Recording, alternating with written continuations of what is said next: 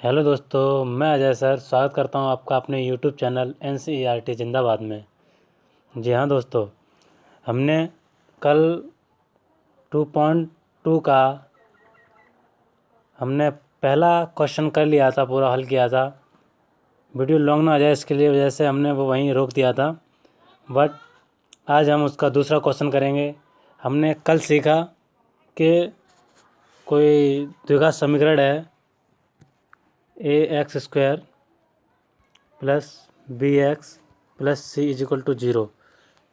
तो इसके हमें शून्यंक निकालने थे। बट अब हमें शून्यंक निकालते थे हमारे x-2 इस तरह से आते थे और x+2। तो इनसे हम ये जो दो थे इनसे हमें ये मिलता था। तो आज हम निकालेंगे कि इन शून्यकों से हमारा शून्यंक है कि x-2 और x+2, यानी x के यहाँ पर दो मान हैं, 2 और -2। तो अब हम इन शून्यकों से द्विघात समीकरण बनाएंगे। द्विघात समीकरण जो हमारा था ax² plus bx plus c = 0। इस फॉर्म में हम इन शून्यकों से क्वेश्चन को बनाएंगे। आइए तो अब हम हल करते हैं, देखते हैं दूसरा क्वेश्चन क्या है बेटा।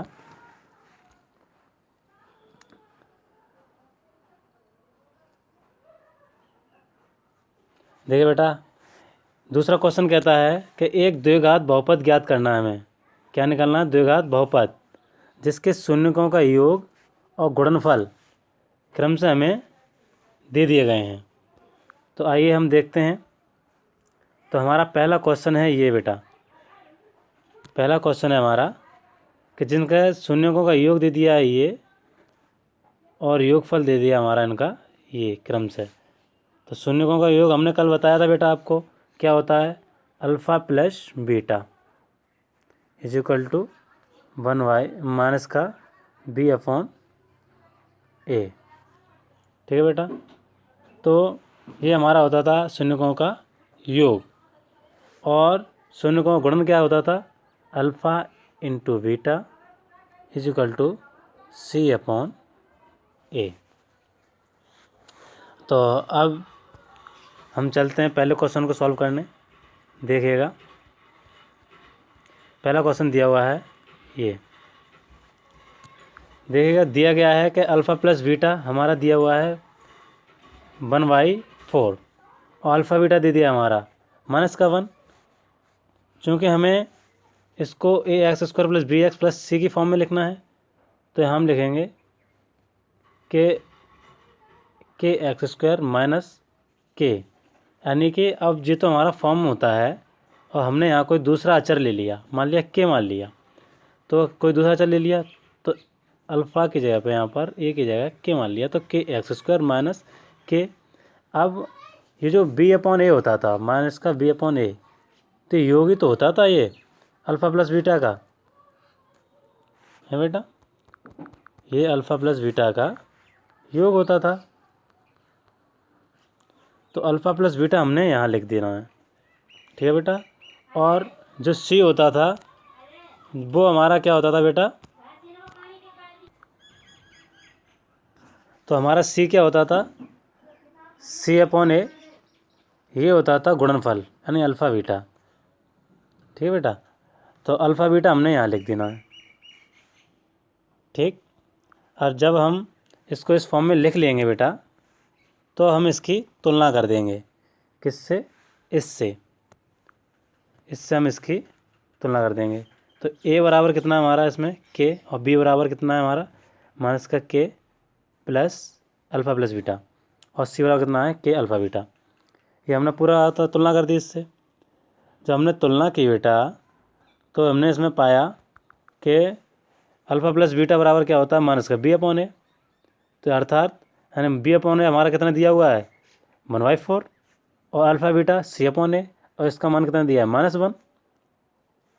ठीक है बेटा। तो ऐसे ही हमने निकाला।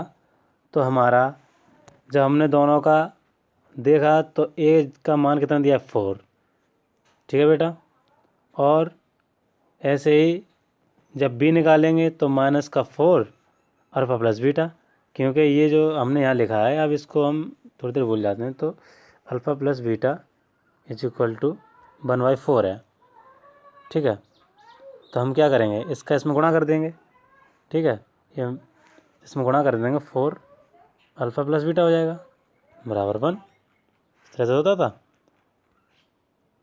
तो देखिएगा हमने यहाँ से निकाला a बराबर 4 आ गया हमारा, और b बराबर हमारा कितना आ गया, माइनस का 4 अल्फ़ा प्लस बीटा, क्योंकि ये इधर चला गया, ठीक है। ऐसे ही सी का मान निकाल लिया हमने। सी का मान कितना निकाला, सी का निकाला हमने कि ये हमने क्या किया, इसका इसमें गुणा कर दिया। तो सी बराबर के अल्फ़ा बीटा होता है बराबर माइनस का 1 गुणा 4, यानी कि ये आ गया हमारा 4। अतः हम देखेंगे a x square b x plus c के रूप में लिखने के लिए क्या करेंगे, ए की जगह पे हम लगा देंगे 4x स्क्वायर, बी जगह पे हमने निकाला था 4 निकाला था माइनस का, तो माइनस का 4 a alpha plus beta into plus c का मान निकाला हमने 4 अल्फ़ा बीटा। जब 4 अल्फ़ा बीटा निकाल लिया बेटा, तो इसको हम सॉल्व करेंगे सही से। तो 4x square alpha plus beta 1/4 था, तो इसका हमने गुणा कर दिया, तो माइनस का x हो गया यहाँ पर, और 4 का इसमें करेंगे तो -4 हो जाएगा। अर्थात हमारा द्विघात समीकरण निकल के आ गया कितना, 4x स्क्वायर माइनस x और -4, ये हमारा द्विघात समीकरण है। अब चलिए इसी के साथ हम दूसरा क्वेश्चन करते हैं। दूसरे क्वेश्चन में हमारे आया तो जो शून्यक दे रखे हैं वो है √2 और ये हमारे 1/3। तो दूसरी विधि से अब हम इसे सॉल्व करेंगे। दूसरी विधि क्या, वही विधि है, कोई दिक्कत नहीं है इसमें। वैसे सॉल्व करेंगे कि अल्फ़ा प्लस बीटा जो होता है हमारा, वो हमारा दे दिया है ये √2, अल्फ़ा बीटा दे दिया हमारा 1/3, क्योंकि उन्होंने दे रखा था क्रम से कि उनका योग और गुणन, यानी पहले योग आएगा फिर गुणन आएगा। इसी कड़ी में हम आगे देखते हैं कि चूँकि a x square plus b x plus c ये फॉर्म होती है द्विघात समीकरण की, तो इसी के फॉर्म में हम लिखेंगे क्या, ए को अब हम ए बी सी को कोई दूसरा कांस्टेंट लेते हैं, चर लेते हैं, तो के एक्स स्क्वायर, अब बी जो होता है हमारा यहाँ पर ए प्लस बी आता है, तो हमने क्या k alpha plus beta x plus k alpha beta, ठीक है बेटा। अब देखिएगा आप a x square plus b x plus c, इसको ऐसे लिख दे दिया, इसको सॉल्व किया, के सब में कॉमन है तो के ले लिया। अब x square minus alpha beta x plus alpha beta. अब ऐसे ही हमने क्या किया कि के को इधर पहुंचा दिया, तो के जो होगा हमारे इधर गुणा में है तो इधर ये भाग में हो जाएगा, और इधर हमारा ये जितना था एक्स स्क्वायर माइनस कोष्टक में alpha plus beta x plus alpha beta, ये हमने यहाँ पर लिख दिया, ठीक है बेटा। अब ऐसे ही हमने आगे सॉल्व किया, तो a x square plus b x plus c, ये हमारा के जाता ऐसे ऐसे लिख दिया, और इसके हमने वैल्यू पुट कर दी। तो जब हमने वैल्यू रखी है बेटा, तो हमारा ये इतना आ गया। अब यहाँ के एक अचर पद है बेटा, तुलना करने पर हमने पाया के बराबर 3। यहाँ से हम देख रहे हैं कि के बराबर कितना आएगा 3। तो ऐसे ही a x square plus b x plus c बराबर 3x square minus 3 √2x plus का 1, ये हो जाएगा। तो द्विघात बहुपद हमारा क्या हो जाएगा, 3x स्क्वायर माइनस का 3 √2x प्लस 1।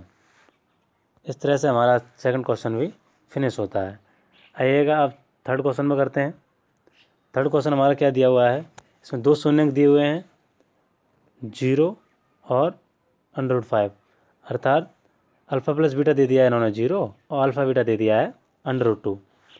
चूँकि a x square plus b x plus c फिर से वही लिखेंगे, इसी फॉर्म में लिखना है तो, है ना, ये हमारी फॉर्म होती है द्विघात समीकरण की।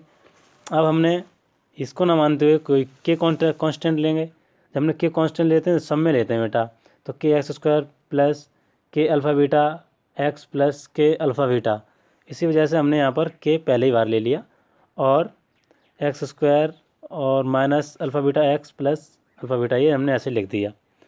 अब ऐसे ही इसी बीच हमने के क्या किया, उधर पहुंचा दिया पिछले क्वेश्चन की तरह। के को हमने इधर पहुंचा दिया और ये हमने इधर लिखे रहने दिया। और हमें पता है अल्फ़ा बीटा की वैल्यू पता है हमें 0 है प्लस की, है ना। और हमारा जो गुणन है वो हमारा √5 है, जो हमने इस तरह का लिख दिया।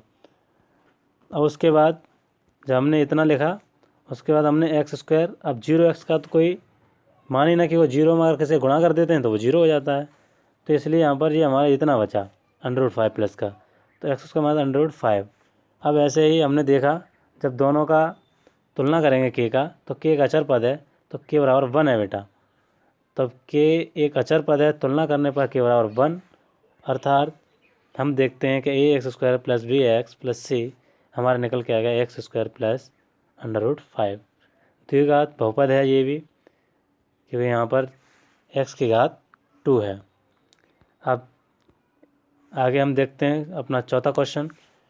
अब चौथे क्वेश्चन में इसने 2 दे रखे हैं कि अल्फ़ा प्लस बीटा 1 और अल्फ़ा बीटा बराबर भी 1।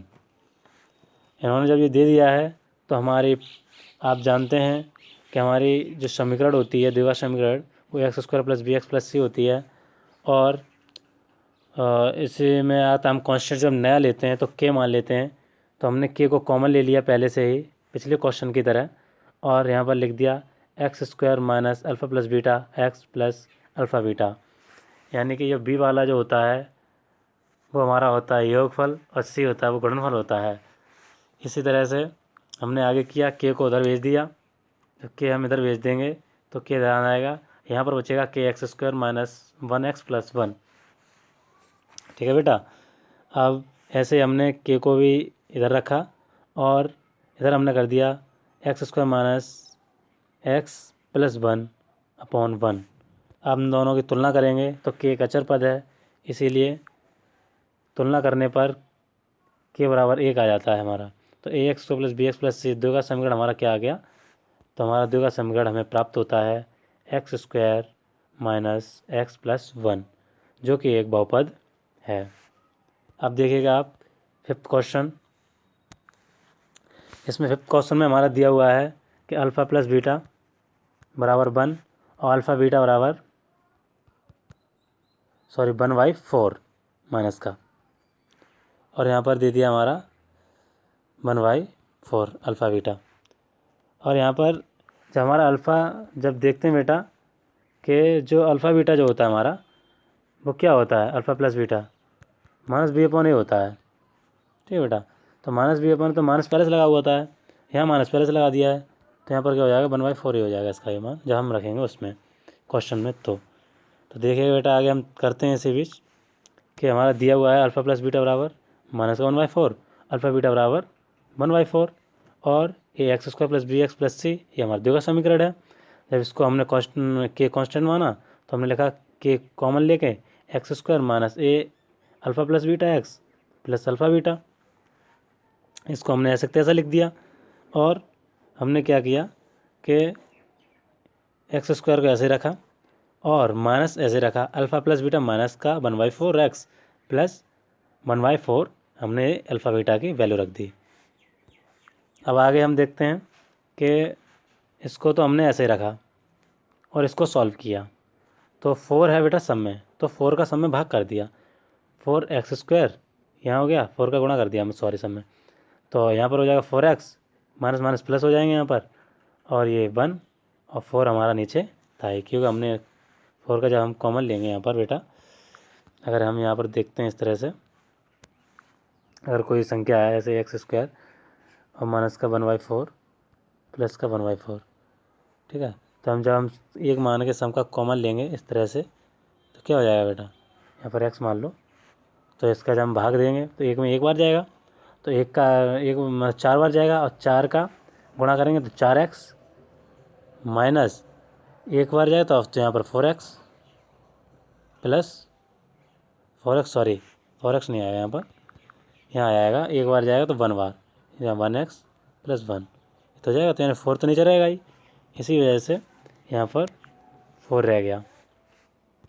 अब हम आगे देखते हैं कि k एक अचर पद है और के बराबर हम तुलना करेंगे तो 4 हो जाएगा। तो हमारा जो द्विघात समीकरण मिलेगा वो 4x² प्लस 4x प्लस 1 बनेगा, अर्थात हमारा ये द्विघात बहुपद हो जाएगा। इसी बीच हमारा अब हम नेक्स्ट क्वेश्चन करते हैं 6वां। हमारे दो बहुपद मतलब शून्यंक दे दिए हैं। शून्यंक दिए हैं हमारा अल्फ़ा प्लस बीटा बराबर 4 और अल्फ़ा बीटा बराबर 1, ये दे दिए हैं। तो यहाँ हम देख लेंगे। अब अल्फ़ा बीटा हम जानते हैं क्या होता है, -b/a, तो 1/4 हो जाएगा।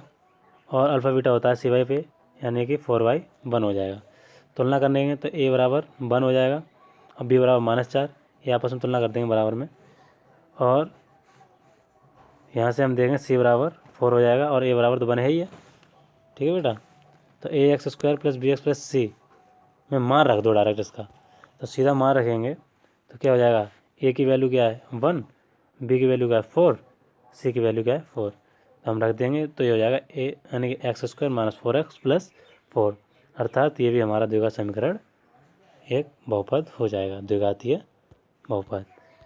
अब देखिएगा बेटा इसी बीच में, तो बेटा हमारी ये आगत में ख़त्म होती है। तो इसी बीच बेटा हमारा ये 2.2 का जो चैप्टर था वो ख़त्म हो जाता है। और उम्मीद करता हूँ आपको ये वीडियो पसंद आई होगी। अगर पसंद आई हो तो लाइक शेयर एक कमेंट ज़रूर कीजिएगा और हमें बताइएगा कि हमारे पढ़ाने का तरीका कैसा है। और अगर आपके अगर कोई छोटे भाई बहन हैं और अगर दोस्त हैं तो उन्हें बताइएगा ज़रूर कि NCERT जिंदाबाद चैनल पर एक बहुत ही बढ़िया सीरीज़ चल रही है जो 10th क्लास का मैथ है वो चल रहा है, जिसमें आपको बहुत अच्छी तरह से एक्सरसाइजें कराई जा रही हैं। और बस तब तक के लिए बाय, टेक केयर।